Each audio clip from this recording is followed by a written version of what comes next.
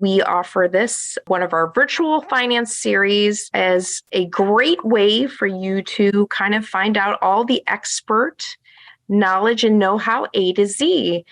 We are so privileged to have My Money Workshop partner with us on this finance series, and it's going to be an informative session tonight. We are recording this presentation, so just know that we will be able to provide you with that link after the presentation. But this is an interactive presentation, and so we open the chat for you to interact, and we will be monitoring that and keeping that going so that our presenters can provide the answers to all your questions. Joining us tonight is Veronica Ferraro and Chip Wagner. Veronica Ferraro is an Assistant Vice President and Community Lending Coordinator for Emigrant Mortgage, a division of Emigrant Bank, which has been serving the credit and banking needs of the New York community for more than 171 years. Ms. Ferraro is also fluent in Spanish. She lives on Long Island with her family, and she has made her home at Emigrant for 33 years. Chip Wagner is a retired Senior Vice President, Wealth Management at Merrill Lynch and a certified financial planner. He has over 37 years of experience in providing financial management advice and service to individuals, families, business, and charitable organizations. We're so lucky to have you both presenting this workshop. I know we've got a lot to cover in an hour, so we are excited to just have you start this awesome presentation. Well, I'm happy to be here. Again, my name is Chip Wagner, and I'm going to introduce our expert. But what I'd like to do is tell you a little bit about My Money Workshop. My Money Workshop is a nonprofit organization that I've volunteered for some time. I'm a big believer in financial literacy, now financial wellness, and what it is we can do. I commend you all for checking in because I'm a big believer that the more you know, the better decisions you make. And tonight, I think you're going to be very pleased to have an expert shine some light on the mortgage process, which is, can be complicated at times, and having good advice is important. So My Money Workshop, again, great organization of which I volunteer, and we are here really to shed some light on this process. It's not intended and should not be considered advice with respect to your personal finances. There you go. You get a picture of both of us. Again, had a great experience at Merrill Lynch, learned a lot over the years. And so Veronica and I are veterans of our employer. And I know that's not the trend today, but most certainly I think we both had a good experience at our employers. Next slide. So when do you plan to buy? And is anyone a first-time home buyer? So in the chat, we'd love to have you take our first poll and tell us about how many people are first-time home buyers, because that's a unique situation. And so we're going to follow those comments in chat, but it's great to see your response and your interactiveness, that a lot of you are first-time home buyers. And I think Veronica can shed some lights on opportunities that are unique to first-time home buyers. And we also know from your polling that a lot of you are thinking about this transaction as soon as the next 6 months. Some of you are thinking about it longer term than that. It is a process. It does take time. We're all aware that it's one of the biggest investments we make in our lifetime. And it's important that the more you know, again, the better decisions you'll make. And I think tonight we're going to shed some light on a lot of those insights. So again, we see that 76% of the respondents have indicated that they're first-time home buyers. So we'll take that into consideration in our presentation. Oh, I like this picture. How do you get started? And I think the fact that you are working today to get your ducks in a row, that's what I hope that we can do, is talk about what is it that you need to do first. And it goes beyond shopping for the lowest rate. I think there's a lot beyond that I think you need to be aware of. So we want to talk to you about your credit score, which I can tell you is something that a lot of people are unaware of, and is we're not here tonight to tell you that it's fair, but we are here tonight to tell you how to put the best picture you can on your credit score. And so if you take the next slide, please, we're going to talk about what it is that you might do as far as forming a goal, because one of the biggest challenge I think first-time home buyers have is the down payment. And that most certainly here in Westchester or the Hudson Valley is a big hurdle. So we want to talk a little bit on the next slide about setting a SMART goal. And a SMART goal is one that is specific, meaning we all talk about doing things, but we know that if we write down our goals and we have a specific dollar amount we need to accumulate and a time period to achieve it, we find that that's a much better way to set a goal. Is, again, I'm a big believer that you should write down your goal and write down when you'd like to achieve it and what dollar amount you want to get to. And a budget, as boring as it may sound, is a very important foundation of anybody who wants to buy a home. They have to have a budget and they have to know what it is they can save toward that goal. And we're going to talk a little bit tonight about what the real estate lingo is, condos, co-ops. The other one that I was unfamiliar with for a while is what's an HOA, homeowners association. That also is a consideration in some types of real estate that you have. So I like this picture up here on the right, talking about, I did the math, we can't afford a cat. I think that's kind of funny if you're a dog lover, as I'm a dog lover, not a cat lover. So I think that that's a funny picture. But exploring down payment and mortgage options. A home buyer struggles to come up with that down payment. I mentioned that, and I think that's a big hurdle for everybody in Westchester, because I grew up in upstate New York, and so the price of homes in Westchester shocked me some time ago. And I want to share with you a couple experiences as I guided my children through the process of their first home purchase, what it is they did. Some good, some bad. And Veronica, again, will go into more detail, but she's familiar with state and local assistance programs, and we'll talk about those in greater details. Set aside tax refunds. So when you're saving for that down payment, you say, the bigger your down payment, the more affordable this process will be. And it also affords you more options in the mortgage market.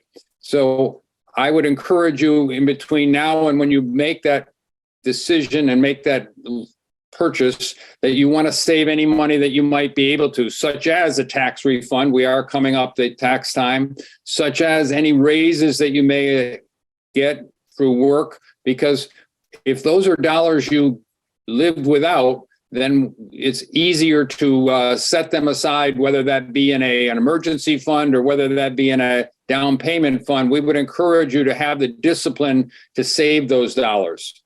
And most certainly taking advantage of direct deposit, that's pretty standard.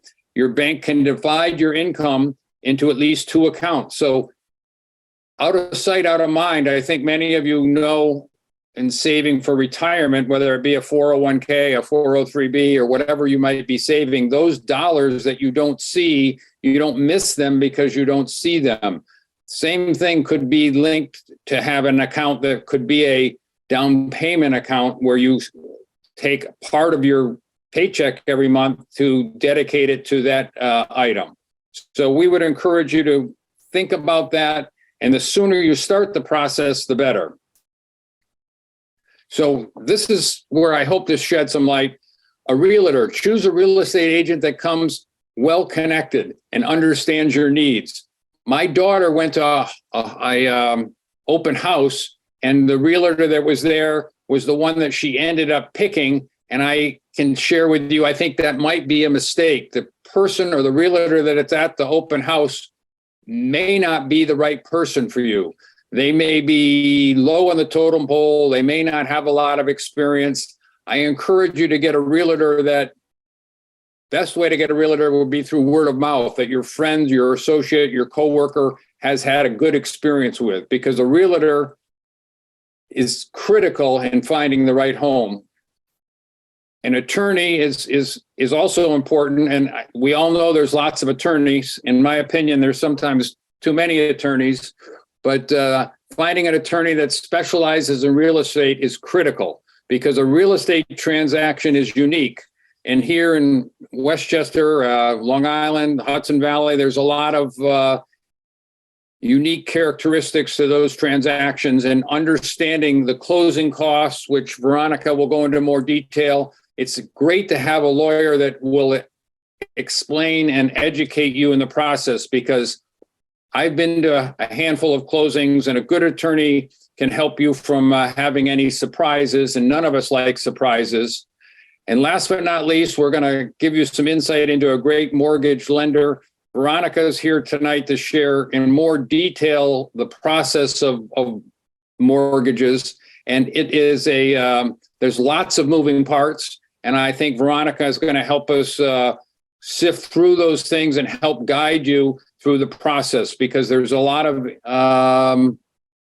unique characteristics, and Veronica is going to shed some light not only on the whole process, but also those things unique to a first-time home buyer. Veronica, I tend to turn it over to you. Good evening, everyone. Thank you so much, Mercy College. Welcome, welcome. Thank you, My Money Workshop, for giving me this opportunity. And thank you, my lovely co-host, Chip Wagner, for helping me out tonight. It's such a pleasure to be back with you guys tonight, and congratulations for being here tonight. This is a huge step because it's the first step that you can take to kind of understand the process. And a lot of people dive into it without knowing the process, without being prepared. So you're doing an amazing job of just being here, just participating. So thank you for being here tonight. So there is a lot to talk to. I am the community lending coordinator for Immigrant Bank. I am the expert in doing a lot of the first-time home buyers. I've been doing this for quite some time.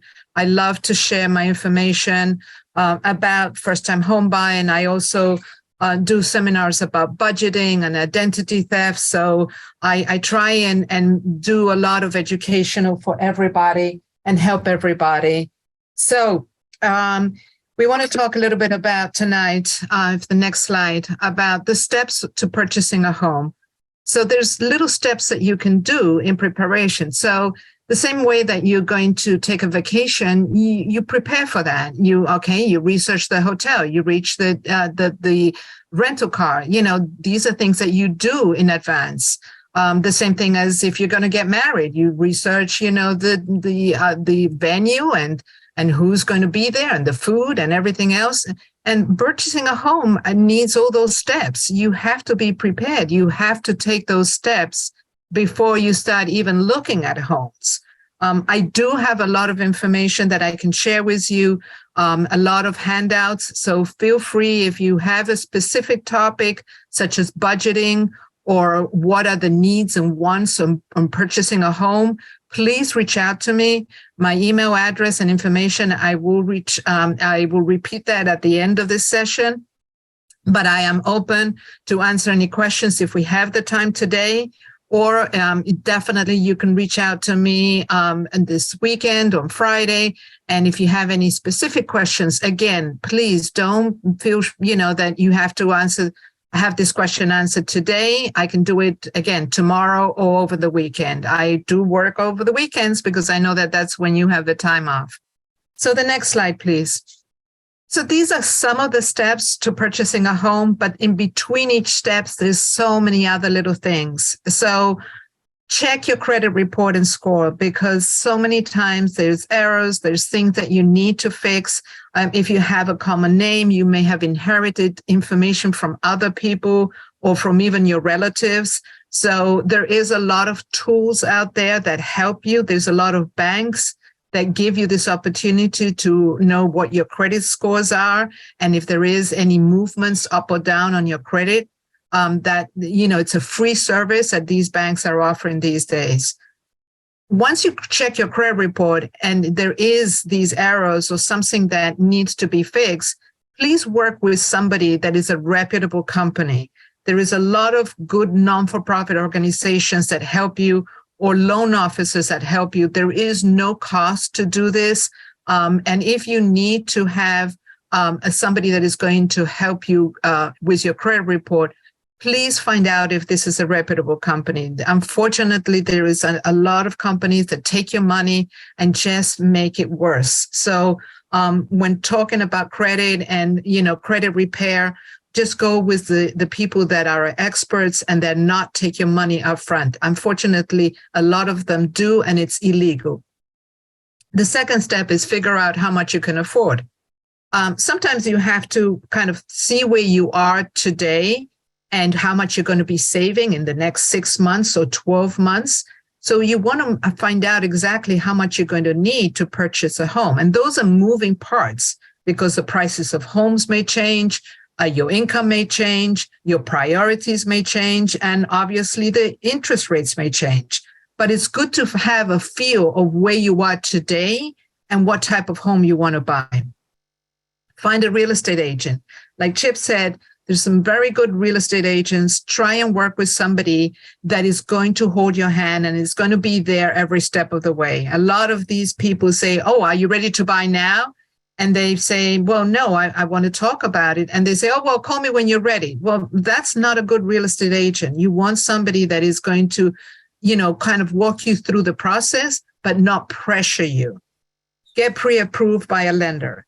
If you are ready to buy a property in the next couple of months, then a pre-approval is always good, because the reason why we have pre-approvals is the seller and the real estate agent only want to make sure that you are serious about making an offer on this property now.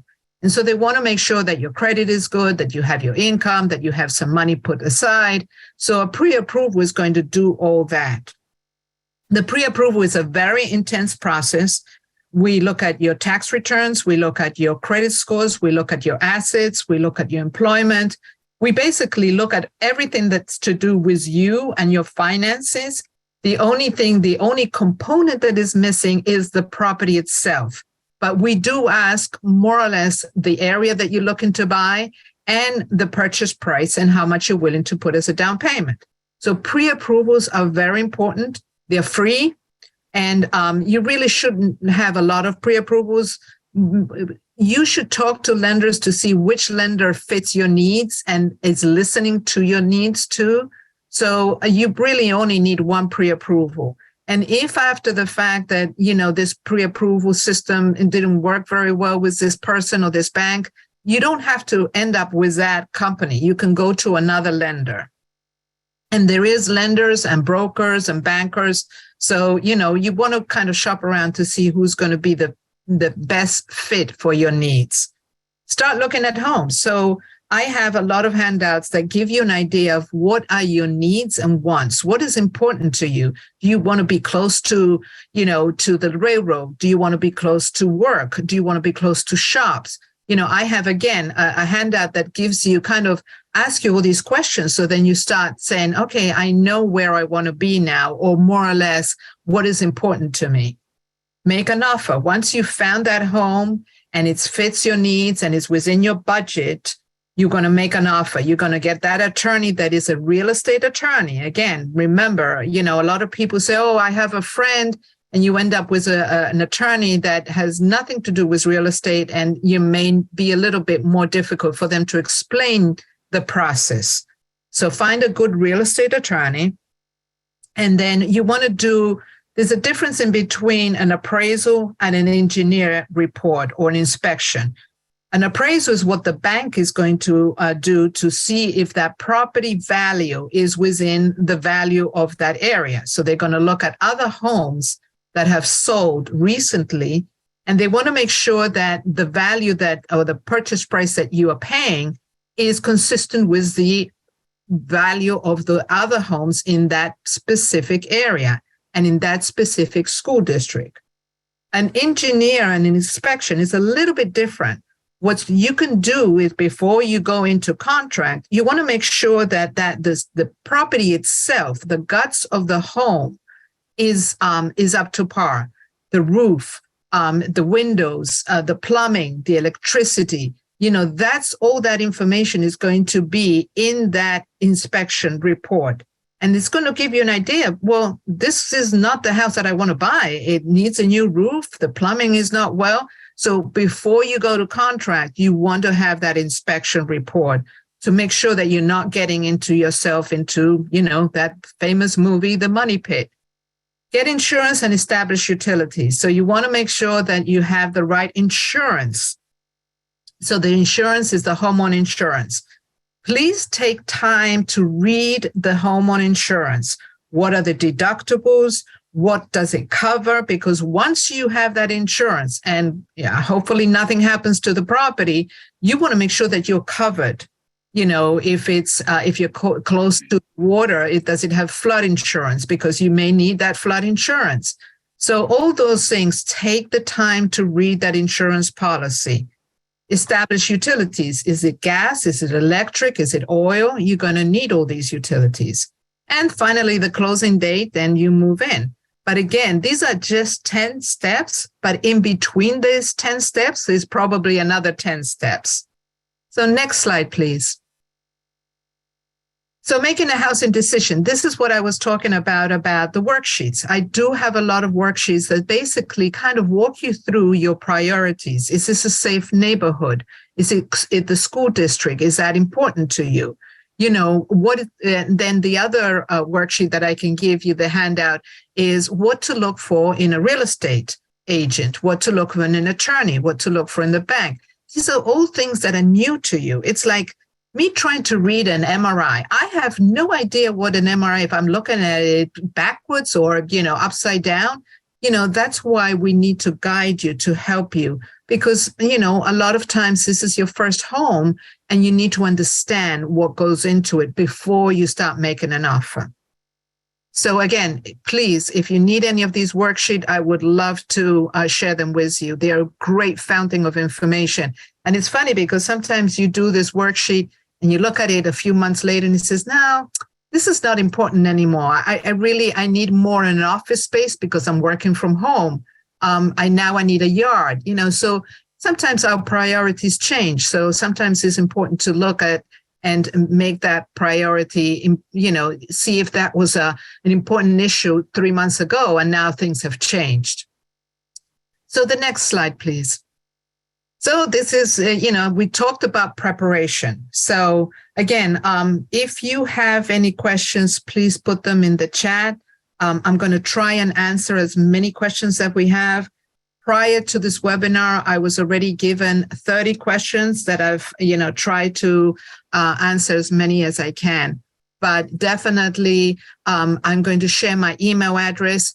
Email me what specific information you want, what kind of worksheet you want, or if you just want to talk and see exactly, where should I start? What's important? I'm having problems with credit, or I'm having problems with coming with the down payment. So the section 2 of this webinar is credit report training. Very, very important is, we need to know what's going on with your credit report. It's the MRI of your life. And a lot of people forget about, they think that, oh, well, my credit is good, and then they don't look at it anymore. The credit report is something that you have to always take importance in. You want to make sure that all the information, because unfortunately we are victims of identity theft, and, a credit report will tell you what's going on if somebody has taken advantage of your identity and your Social Security. So your credit history can affect you if you're going to get a mortgage, obviously, but not only a mortgage. Nowadays, if you're applying for a job, if you're going for a car loan, or if you're going to rent, if you're going to get insurance, nowadays a credit report is so, so important. So not only take care of the credit report today, but, be aware of other issues that can appear in your credit report that need your attention. And it's sometimes fixing what's on your credit report takes some time. So it is not instant. The credit report is not a perfect science. So it's up to us to make sure that the information on the credit report is correct and then is up to date. The next slide, please.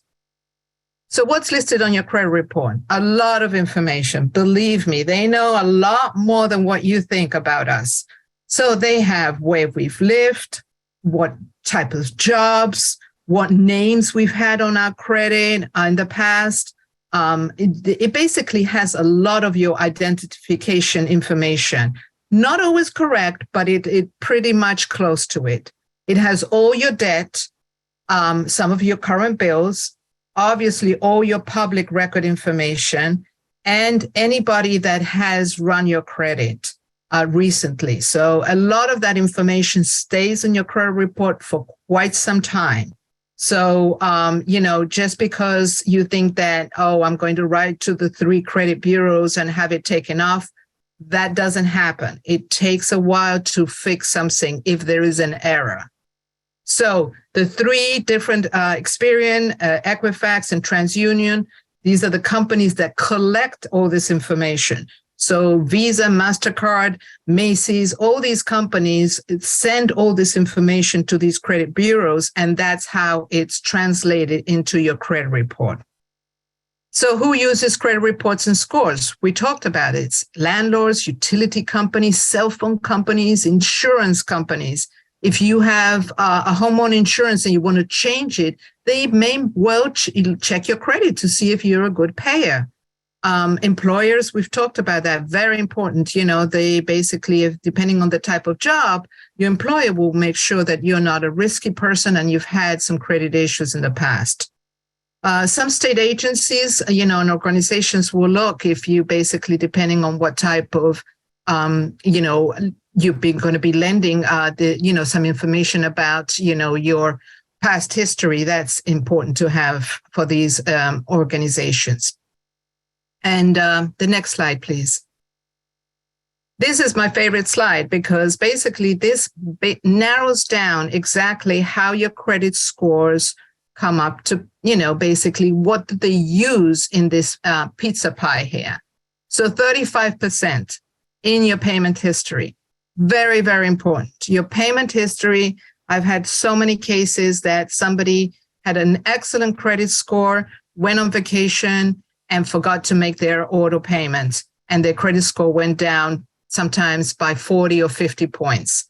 And, unfortunately, that's, we have to be very diligent. There's different things that you can do to avoid that, but the payment history is going to follow you. And so it will take some time for that payment history to improve and your credit scores to improve once you've been late several times. So please make sure that your late payments, that you stay on top of any late payments. Maybe make sure that you have automatic debit, or you put alerts on this credit cards. They can alert you that your payment is coming due.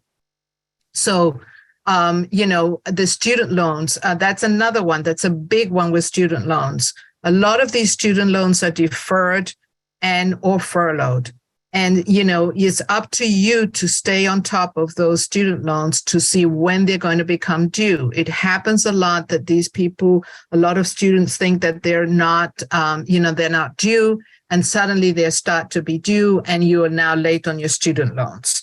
The same thing if you're consolidating student loans, make sure that all the student loans have been consolidated. I've seen many times on credit report, 10 student loans consolidated and 2 were not consolidated, and now they became late payments. So be on top of it, be aware of your payment history. The second part of the chart is equally important, amounts that you owe, 30%. Please make sure that you don't have so much outstanding debt on one credit card. I many times I say, if you're going to be going on a trip, please try and maybe put the hotel on one credit card and the airfare on another one, so you don't max out your credit card. It's always good to have that mix of not putting everything on one credit card, because if your balance due is $10,000 and you owe $9,000, you become a risk and your credit scores are going to suffer because of that. The lengths of credit history and 15%. Please make sure that if you are going to be closing accounts, and keep the one that is the oldest one. So the oldest one is basically the one that you want to keep open, but active too. Now, what does active mean? Please go and buy a bottle of water. That keeps the active account. A lot, you forget sometimes and you haven't used these accounts, so there's no activity. So they basically want to see that you have the discipline to repay debt. So keep active accounts and again, use them, but pay them back as quickly as possible. The credit mix. What's the credit mix? It's something that you want to have, maybe student loans, maybe some kind of loan, credit cards, that shows that, again, that word, that discipline to have, and you're responsible to pay these credit card debt. New credit. So if you have new credit, we want to make sure that you're establishing that credit and you're paying it as soon as possible. When in preparation to buy a property, please make sure that you don't open any new accounts and don't close any new accounts until you've closed on the mortgage. A lot of people get very excited that they're going to buy a home and they go out prior to closing of the mortgage and start buying furniture or appliances. And so that's going to affect your credit scores. And the bank, prior to closing, is going to check your credit again to make sure that nothing major or negative has happened to your credit report. Because if now you have new debt, the bank has to re-qualify you to make sure that you can carry that new debt. So I always tell them, please, when you're in preparation, don't open any new account or close any new account. Now, each case is different, but definitely if you have any questions about credit, I would love to hear from you. Veronica, can I add one thing? Absolutely. I think this whole credit score thing is new to a lot of younger people. I'm older, and it's some parts of it I've learned over time. But Veronica said a couple things that are important, and I like to think of your credit score as like your shadow. We all have a shadow, and we can't get rid of it. And I'm encouraging you to know that you have formed a shadow with your credit history. My daughter, again, picking on her as a new homeowner, she was told by her banker that she had light credit. And I said, geez, I'm in the investment business. I don't know what light credit is. Well, she didn't have a lot of credit history. So what we were able to do is determine that she had paid her utility bill. And you can use your utility bill payment as a way to build credit. She paid rent. And if you have a record of paying your rent on time, that too can add to your credit. So there are some things that you as new homeowners, home buyers can do is I'm encouraging you, one, to check your credit report, which I think Veronica has driven home, and there's a lot of information there. You want to see that it's, first of all, correct. Second, any errors, you have to work to correct them. But this whole credit history is important, and you need to know that it's a factor that the banks use to evaluate your credit worthiness, your ability to pay. And Veronica had said something that does need to be, I think, repeated, that if your credit limit on a card is $5,000 and you spend $4,000 every month and pay it off, you may think you're a good credit risk. The credit companies evaluate you as you're using a large percentage of your available credit, and therefore they view you that you may be overextended, and it can be a detriment to your credit score. So Veronica's hitting the nail on the head. I just want to be sure that you know that if you're using, it's called credit utilization, if you're using the majority of the credit limit you have, you're hurting your credit score over time. Thanks so much. I appreciate that. We're going to touch upon a little bit more about credit in the next few slides. And the credit scores, remember that if there's two people that are going to be going for a mortgage, we look at the credit scores of the two people and we take the middle score and the lowest of. So if you have a 700 credit score, but your partner has a 620 credit score, that will hurt you when the time comes for an interest rate, or if you're putting less than 20% down with a mortgage insurance. So, let's talk about that, when that time comes, how to improve your partner or your own credit and kind of increase your credit scores so then you don't suffer from such a high payment with a mortgage insurance. So the next slide, basically, there's many ways that you can get your credit report. Sometimes they used to say, look at your credit report every year. I don't agree on that, especially with what's going on with identity theft. I think that you should, have a system that alerts you if there's something going on with your credit report. You can put alerts again on your credit card to remind you. Or if you feel that somebody may be using your credit card, you can put that any alerts over a $500 charge or $50 charge that they need to have your authorization. Okay, so there is different little things that you can do to protect yourself. And again, use the banking. There's a lot of banks out there that offer this service, and make sure that you take advantage of this.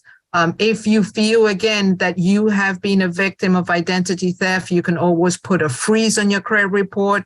If you've lost your wallet, or if somebody hacked into your computer, make sure that you can you take advantage of many ways that can protect you going forward. And again, if there is an error on your credit report, don't wait to have it fixed. There's also letters that I can help you on how to report these errors on your credit report, but you must take, immediate action so then these errors can be fixed, because these errors on your credit report take a while to come off if it's an error. If it's correct, it will stay on your credit report for a specific time, depending on what type of error. So if it's a bankruptcy, it's not an error, and that will stay for a certain period of time. So again, just make sure that you're on top of your credit and take advantage of these free services that a lot of these banks offer these days. Next slide, please. So build, repair, maintain a productive credit history. So important. Dispute and correct any errors. Make sure that look at your statements. A lot of people, don't look at their statements in detail.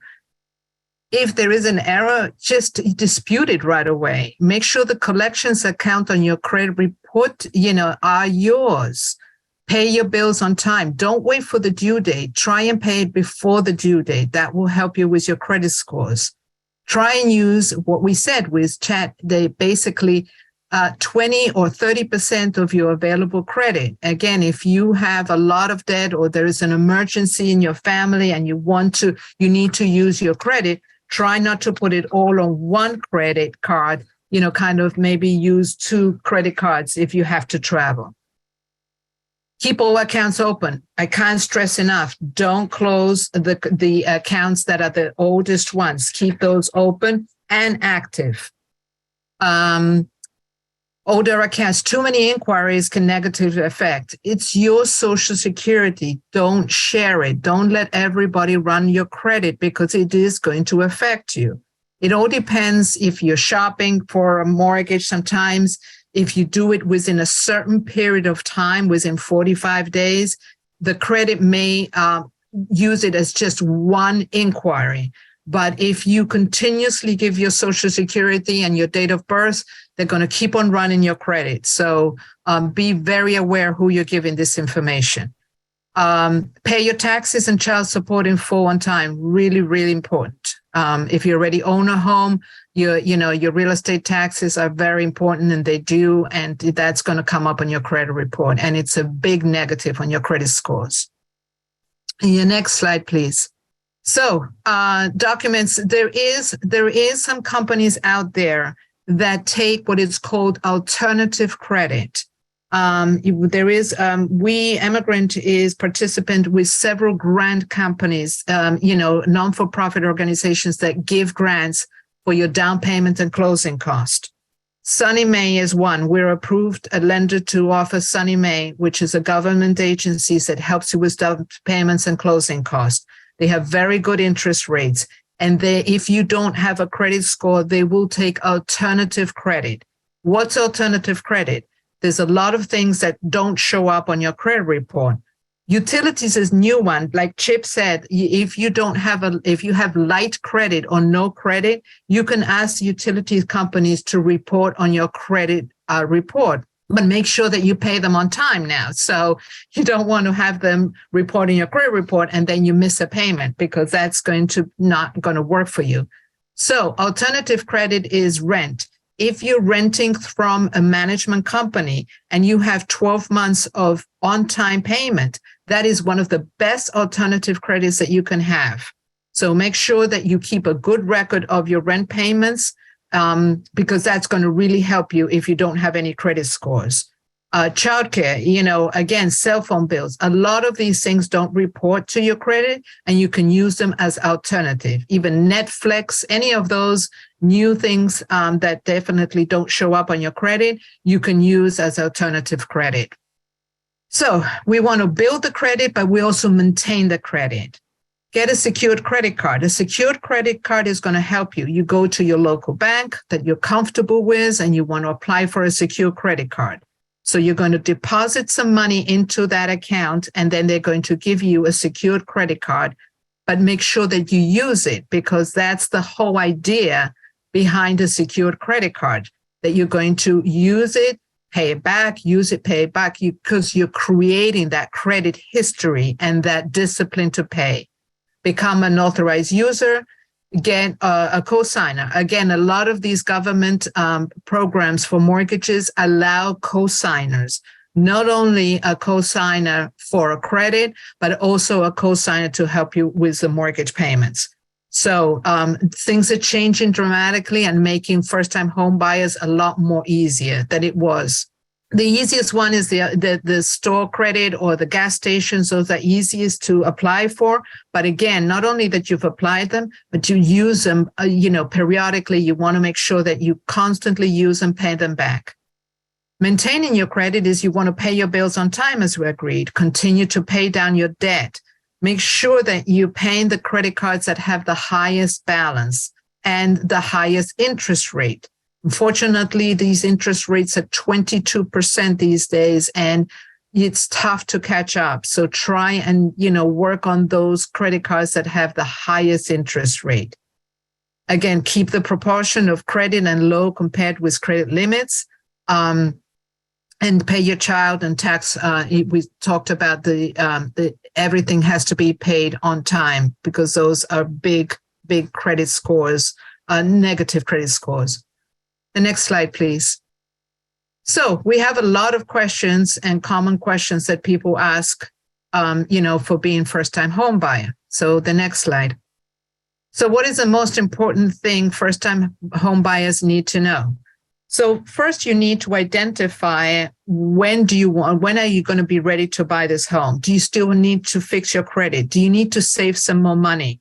What kind of programs are available that will help you with the down payment and closing cost? Not only there is the Sunny Mae, there's Home Buyer Dream Program, there's CHI. There's a lot of these programs that help you with the down payment. Not only with the down payment, but if you're buying a property that maybe needs some repairs, they help you with that too. Also find out in the town that you're buying, sometimes the town that you're buying in has also specific grants to incentive you to buy in that town, and they will give you a grant. Now, what is a grant? These grants basically, you don't have to pay them back as long as you abide by the guidelines. For example, Home Buyer Dream Program is a grant that gives you $9,500, and they give you that grant. As long as you stay in the property for 5 years, that grant after 5 years is forgiven, and you don't have to pay it back. The Sunny Mae is another grant, and you have to stay in the property for 10 years, and after the 10 years is forgiven.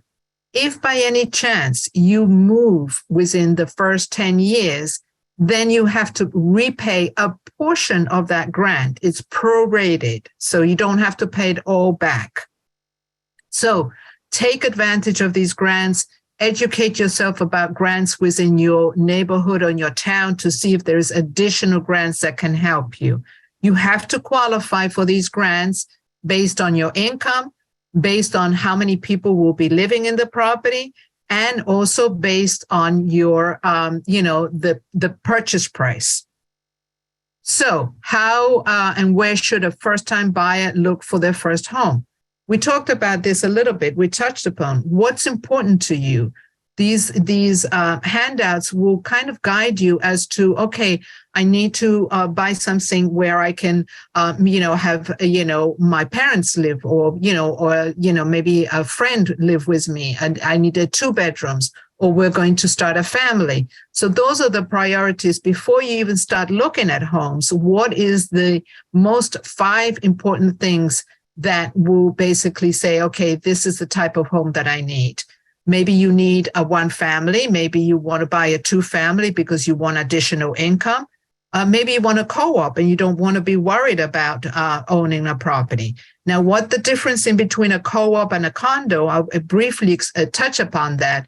A condo, you own the property, you will have real estate taxes and homeowner association. Those are the maintenance have to do with the building, the interior of the building and the exterior of the building, like snow removal or landscaping. A co-op, you're buying shares within that building, and you will not have real estate taxes. The only thing that you will have is a homeowner association. So sometimes if you're a first-time home buyer and you're on a budget, a co-op may be something a little bit more within your budget and something that you can afford a little bit more. A co-op, you will have to go in front of the board because they have to approve you too. So, and you want to make sure that you're buying with a co-op that is strong in reference to how many people, how many homeowners live in the property, and it's not all rental. So there's a lot of things that you want to kind of educate yourself to see if this is the type of home that you need. Can you give us a quick overview of financing options, and what about low and no down payment options?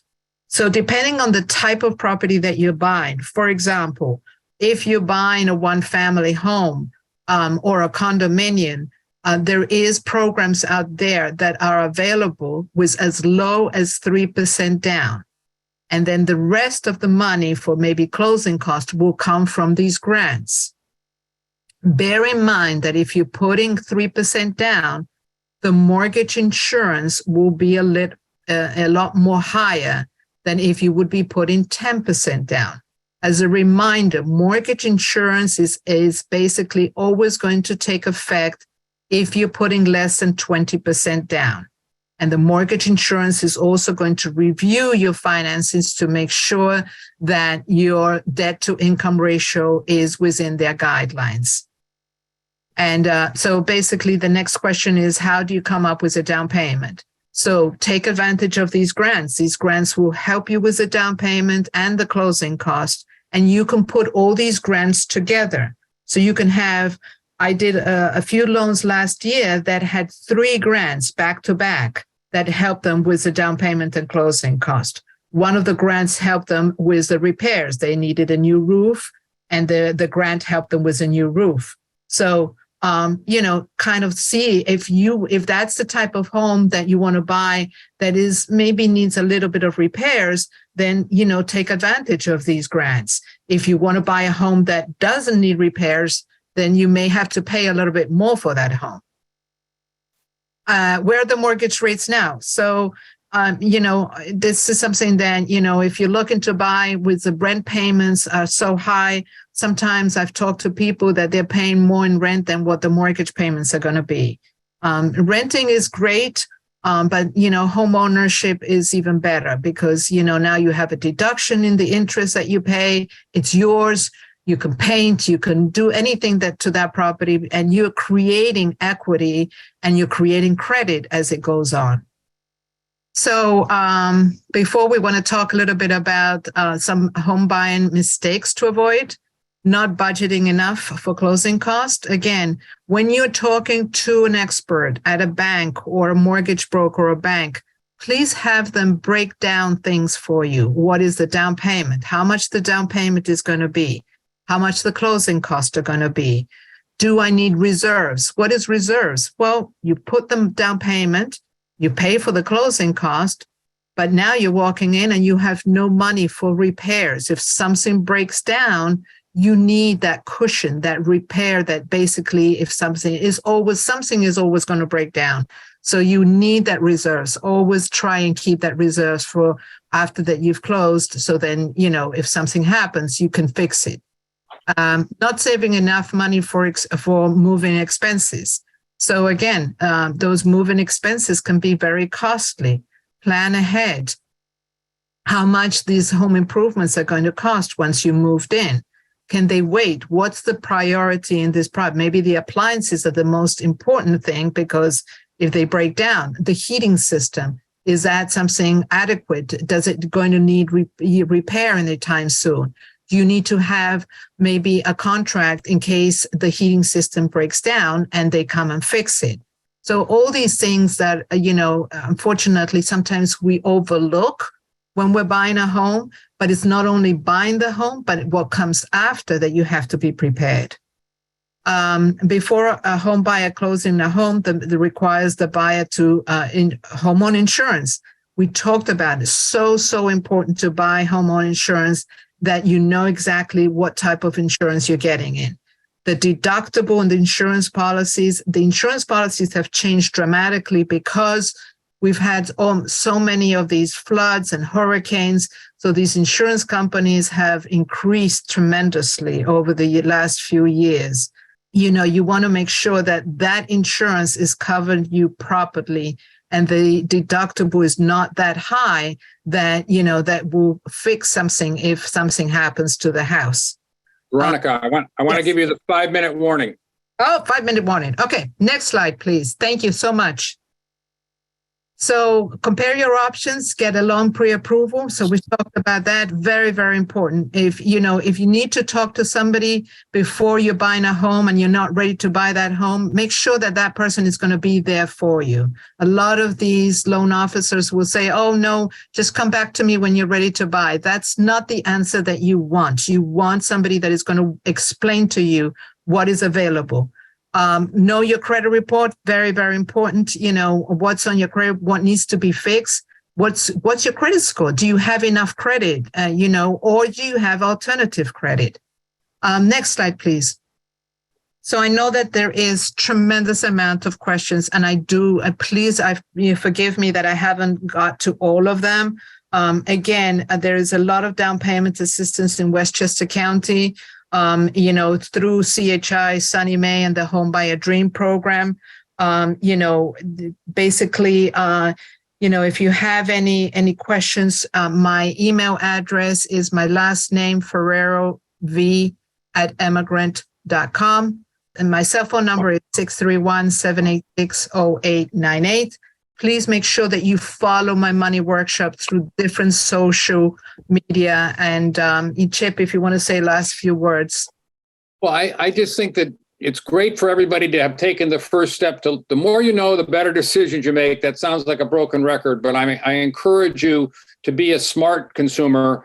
And I think Veronica has shed a light on a lot of things. It's hard in an hour to do it all, but I want to encourage you to be informed, be an informed consumer. And I think Veronica and I have highlighted that your credit score is a critical part of getting the best mortgage. So I guess the homework assignment I might give you is get a credit score update now so you kind of know where you stand, because it's a great benchmark as to how attractive you are in the lending market. So again, thank you for taking the time. I think we're so lucky to have Veronica, an expert, to shed light on all of these things. And there are lots of there's lots of pieces to the puzzle. And we hope that tonight we've shed a light on some of them. You've done a good job of covering a lot of ground. So thank you so much. Maybe if we have there are some questions that are rather complicated, but I've set apart a couple that are hopefully a little quicker to answer. And Sure. Thank you so much for being so willing to reach out to those who have questions after the presentation. So there was a question about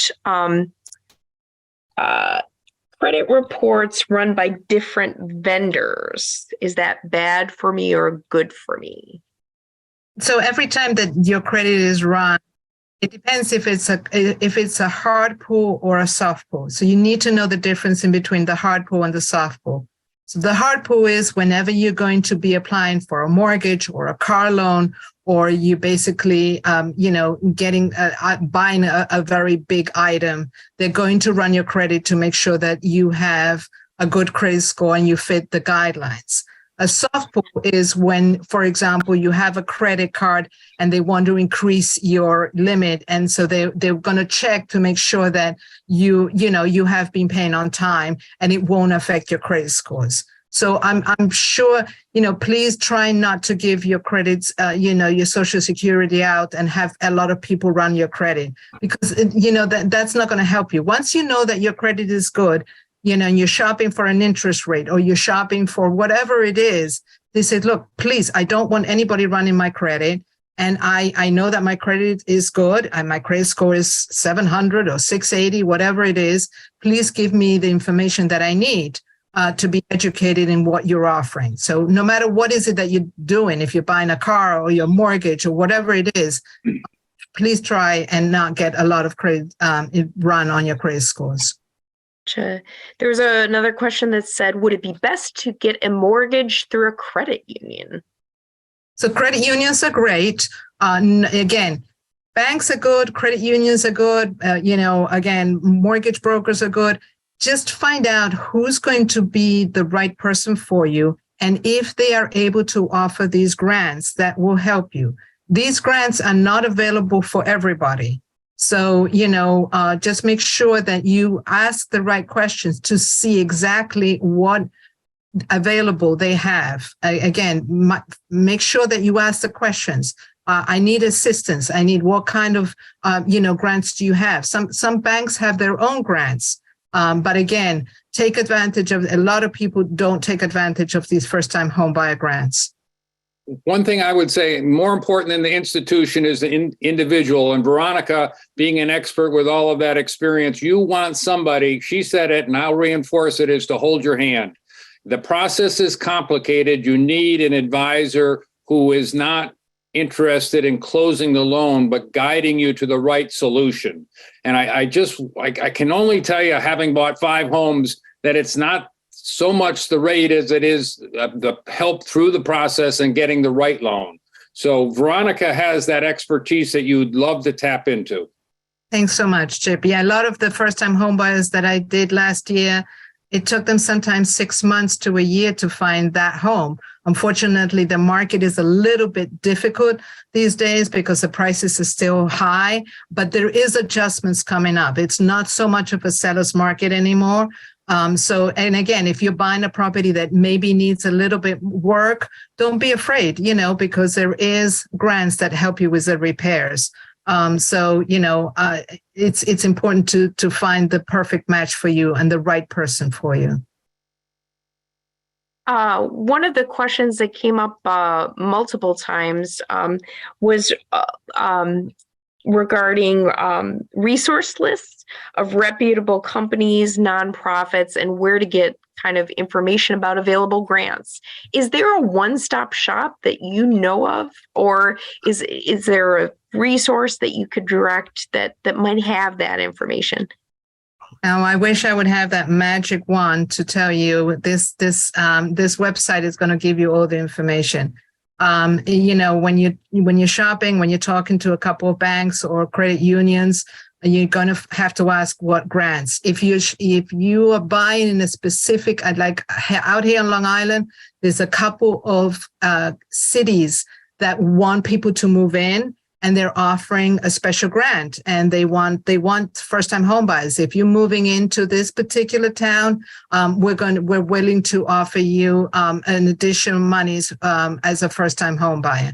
So I cannot speak for every town because each town is different. So make sure that you reach out to your town and say, look, I'm buying in your town. I'm looking to buy in the next few months. Do you have specific first-time home buyer grants to help me? So maybe, the answer to that in part is pay attention to the news. There's probably news articles about different opportunities like that come up. Right. But you can't go to these grants directly. Unfortunately, you have to go to the bank that has been approved to offer these grants. So, for example, Sunny Mae, you can't go to Sunny Mae directly. You have to go to a bank that is approved to offer Sunny Mae products. The same thing with the Homebuyer Dream Program. You have to go for that. The Homebuyer Dream Program is only available from the end of March to August. So, if you're not ready this year, be ready for next year grant when it rolls out again. Some grants are all year round. Some grants are only specific for a town.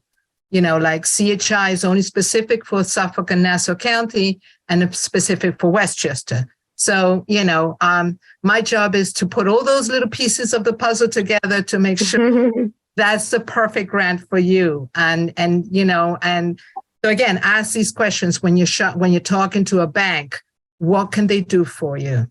Sure, and it is quite a puzzle to put together. So, and one last question, hopefully one that can be answered quickly, and then we'll close for the night. But speaking of closing, the question is, how are closing costs calculated? There's no specific percentage for closing costs. So there's a lot of factors that take the factors of, are you going to be paying points in the mortgage? Is your real estate taxes, depending on your real estate taxes. So if your real estate taxes is $5,000, obviously your closing costs are going to be much cheaper. If your real estate taxes are $10,000, guess what? We have to set up an escrow account. So the closing costs vary depending on a lot of different factors. So the bank closing costs usually are the least of your closing costs. The closing costs are taken by third-party fees. Those are what's considered, for example, the title fees. Those are the most expensive of the closing costs because the title company is responsible of making sure that the property is free and clear of liens. They have to record the mortgages.